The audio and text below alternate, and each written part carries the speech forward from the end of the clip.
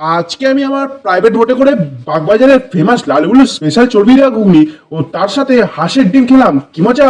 হে হে।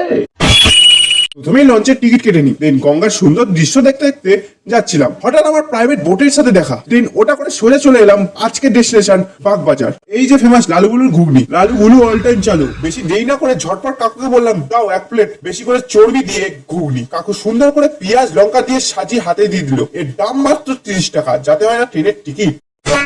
আহা, তুলোর মতো নরম তুলতুলে চর্বি, মুখে দিতে না দিতেই মুখে মিলিয়ে গেল। চর্বি আর ঘুগনি দুটোকে একেবারে সমান ব্যালেন্স, যাকে এক কথায় বলে অসাধারণ। এরপর নিয়ে নিলাম আরেক ফেমাস আইটেম, হাফ বয়েল হাঁসের ডিম। ওপরটা যতটা শক্ত, ভিতরটা ততটাই নরম, ঠিক আমার মনের মতো।